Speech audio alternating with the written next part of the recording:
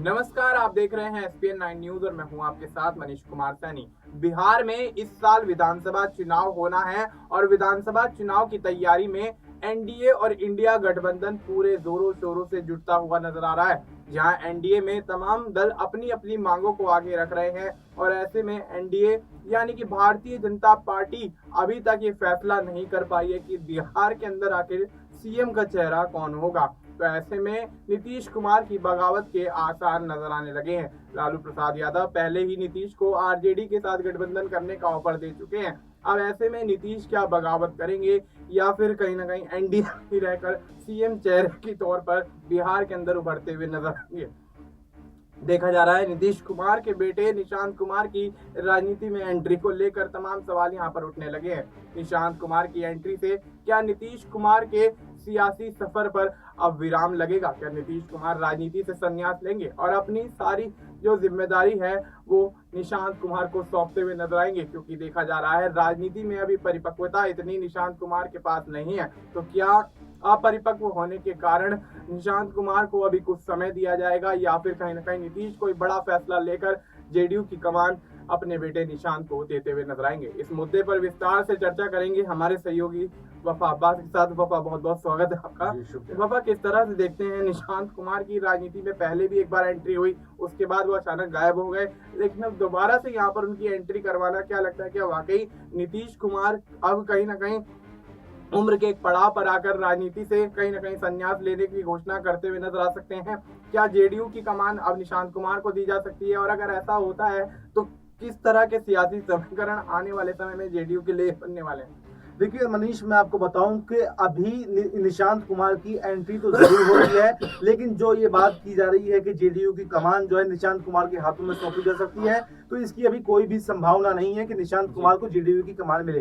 क्योंकि अगर जेडीयू की कमान निशांत कुमार को अभी सौंप दी जाती है तो जैसे आपने बताया कि परिपक्वता जो है अभी उनके अंदर नहीं है, राजनीति के गुण जो है अभी उनके अंदर नहीं है, कोई राजनीति का अनुभव उनके पास में नहीं है। तो ऐसे में अगर कमान उनको सौंप दी जाती है तो कहीं ना कहीं पार्टी के अंदर से ही बगावत उनके खिलाफ हो सकती है। यानी कि लल्लन सिंह की बगावत तो पहले से जानी मानी है कि लल्लन सिंह बगावत कर सकते हैं, ऐसा वैसा ये है वो है, लेकिन इसके अलावा कुछ नई बगावत भी जो है वो देखने को मिल सकती है। लेकिन वफा, यहाँ रोकना चाहूंगा मैं आपको कि जिस तरह से हम देख रहे हैं निशांत कुमार की एंट्री को लेकर जिस तरह के सवाल यहाँ उठ रहे हैं, तो जेडीयू के काफी नेता इस बात का समर्थन करते हुए नजर आ रहे हैं कि निशांत कुमार की एंट्री यहाँ पर होना लाजमी है। और जिस तरह से नीतीश कुमार के स्वास्थ्य को लेकर खबरें निकलकर सामने आती रहती हैं, तो उस लिहाज से भी कहीं ना कहीं निशांत कुमार की एंट्री अब करवाना कहीं ना कहीं देरी नहीं होगी। तो क्या कहना चाहेंगे? देखिए मनीष, मैं ये क्लियर करना चाहता हूँ कि एंट्री और चीज है और कमान सौंपना और चीज है। देखिए एंट्री और कमान में फर्क इसलिए है, एंट्री करने के बाद में आप क्या पद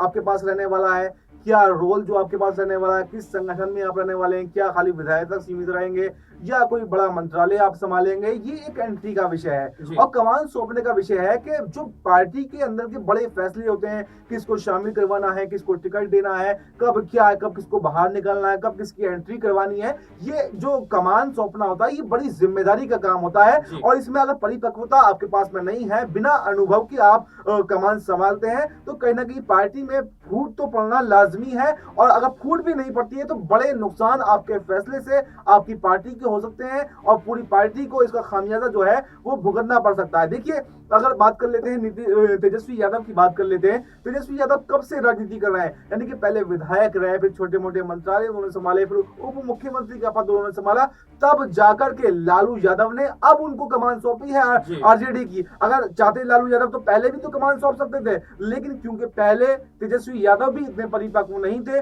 इसलिए लालू यादव ने पहले उनको परिपक्व बनाया और उसके बाद में कमान सौंपी। इसके अलावा मैं जिक्र करना चाहूंगा यहाँ पर अखिलेश यादव का। देखिए मुलायम सिंह यादव चाहते तो सीधे मुख्यमंत्री बना सकते थे या राष्ट्रीय अध्यक्ष बना सकते थे, लेकिन मुलायम सिंह यादव ने पहले संगठन में अखिलेश यादव को जिम्मेदारी दी, उसके बाद में सांसद बनाया। जब वो लगा कि अब निपुण हो चुके हैं तो अचानक जैसे ही 2012 में समाजवादी पार्टी को जो है बहुमत मिलता है तो उन्होंने मुख्यमंत्री बना दिया, यानी कि मौका देख करके चौका मार दिया। और उसके बाद में किस तरह से अखिलेश यादव ने सरकार चलाई, राष्ट्रीय अध्यक्ष आज वो हैं, पूरी पार्टी की कमान संभाल रहे हैं। तो ऐसे ही अगर आप परिपक्व होंगे तो आप हर जिम्मेदारी को संभाल सकते हैं, लेकिन अगर आपके अंदर वो अनुभव ही नहीं होगा तो कहीं ना कहीं उसके अनुभवहीनता के कारण आप गलत फैसले जो है पार्टी के अंदर ले सकते हैं, और ऐसा करने से पार्टी जो है वो टूट सकती है। तो ऐसे में कहीं ना कहीं ये बहुत नासमझी होगी अगर निशांत कुमार को पार्टी की कमान सौंप दिया जाती है। और मुझे ऐसा लगता नहीं है कि नीतीश कुमार ऐसी गलती करने वाले हैं, क्योंकि नीतीश कुमार एक अनुभवी नेता है और अपने अनुभव के हिसाब से मुझे ऐसा लगता है कि वो पहले संगठन के अंदर ही निशांत कुमार को कोई जिम्मेदारी देंगे, और जब लगेगा कि हाँ निशांत कुमार निपुण हो चुके हैं, परिपक्व हो चुके हैं, उसके बाद ही पार्टी की कमान उनको सौंपी जाएगी। जी बिल्कुल। तो ऐसे में नीतीश कुमार पहले यहाँ छोटी मोटी जिम्मेदारियां देकर निशांत कुमार का एक टेस्ट लेंगे, और उसके बाद अगर वो टेस्ट में यहाँ पर कामयाब होते हैं, सफल होते हैं, तो कहीं ना कहीं निशांत कुमार को जेडीयू की कमान सौंपी जा सकती है। लेकिन जिस तरह से तमाम जेडीयू के नेता यहाँ पर पूरी तरह से समर्थन करते हुए नजर आ रहे हैं कि निशांत कुमार की राजनीति में एंट्री करवाइए, तो अब सवाल यहाँ ये उठता है कि अगर निशांत कुमार जेडीयू की कमान ना संभालकर महज राजनीति में ही एंट्री कर लेते हैं, तो क्या आगामी बिहार विधानसभा चुनाव में उनको कोई बड़ी सीट यहाँ पर दी जा सकती है? और अगर ऐसा होता है तो उस बड़ी सीट के बाद अगर निशांत कुमार उस सीट से जीत दर्ज कर लेते हैं, तो कौन कौन से मंत्रालय यहाँ पर निशांत कुमार को दिए जाएंगे? वफा किस तरह से देखते हैं पूरी स्थिति को? अगर निशांत कुमार मान लीजिए राजनीति में एंट्री करते हैं, विधायकी का चुनाव लड़ते हैं, जीतते हैं, तो उसके बाद कौन कौन से मंत्रालय यहाँ पर उनको मिलने की संभावनाएं जताई जा सकती है? देखिए, मंत्रालयों का जिक्र करना मेरे हिसाब से अभी ठीक नहीं रहेगा, क्योंकि अभी पहले यही नहीं पता कि जेडीयू जो है वो किसके साथ गठबंधन में चुनाव लड़ने वाली है, कि एनडीए के साथ में चुनाव लड़ने वाली है या इंडिया के साथ में चुनाव लड़ने वाली है, और कितने सीटों के समर्थन के साथ में जेडीयू सरकार में आएगी, और सरकार में आएगी भी या फिर नहीं आएगी, ये तमाम सवाल हैं। लेकिन हाँ, एक कयास जरूर हम लगा सकते हैं कि अगर जेडीयू जीतती है और सरकार बनाने में कामयाब होती है और मुख्यमंत्री नीतीश कुमार अगर बनते हैं, तो बिल्कुल इस बात की संभावना है कि नीतीश कुमार के बेटे जो हैं निशांत कुमार कोई बड़े मंत्रालय जो हैं वो पार्टी के अंदर संभाल सकते हैं। क्योंकि जैसे नीतीश कुमार अगर मुख्यमंत्री बनेंगे और जब परिपक्वता की तरफ निशांत कुमार लगातार बढ़ रहे होंगे, विधायकी का चुनाव अगर जीत भी जाएंगे, तो कोई बड़ा अहम किरदार जो जिम्मेदारी संभालने वाला हो या फिर संगठन के अंदर कोई बड़ी जिम्मेदारी जो है निशांत कुमार को दे सकते हैं। लेकिन फिलहाल तो ये देखना काफी पहले दिलचस्प होगा कि नीतीश कुमार किसके साथ में, यानी एनडीए के साथ में या इंडिया के साथ में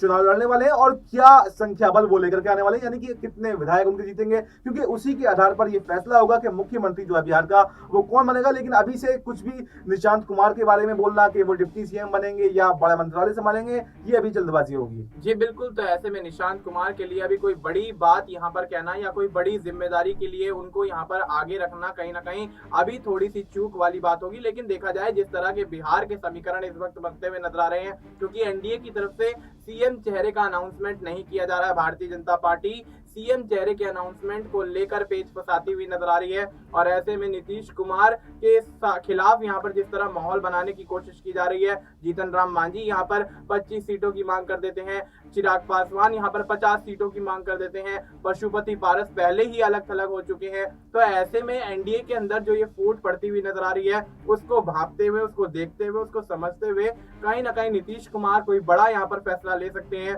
और अगर वो कोई बड़ा फैसला लेते हैं तो यहाँ उससे पूरा एनडीए गठबंधन प्रभावित होता हुआ नजर आएगा। और ऐसे में अगर नीतीश कुमार इसी तरह की चीजों को यहाँ बर्दाश्त करते रहे और यहाँ पर उनके बर्दाश्त की हद पार हो जाती है, तो नीतीश कुमार जरूर यहाँ इंडिया गठबंधन का रुख करते हुए नजर आ सकते हैं। और अगर यहाँ नीतीश कुमार इंडिया गठबंधन की तरफ जाते हैं, तो क्या उनको इंडिया गठबंधन की तरफ से सीएम पद का ऑफर दिया जाएगा? क्योंकि पहले ही लालू प्रसाद यादव जिस तरह से तेजस्वी यादव को बिहार का सीएम बनाने के सपने देख रहे हैं, तो क्या इंडिया गठबंधन की तरफ जाकर भी नीतीश कुमार और तेजस्वी यादव के बीच में सीएम चेहरे को लेकर पेच फंसेगा? ये बड़ा सवाल बनता हुआ नजर आ रहा है। फिलहाल आपको इस मुद्दे पर क्या कुछ लगता है? आप अपनी राय हमें कमेंट करके बता सकते हैं। बाकी देश और दुनिया से जुड़ी तमाम जानकारी के लिए आप देखते रहिए SPN9 न्यूज़।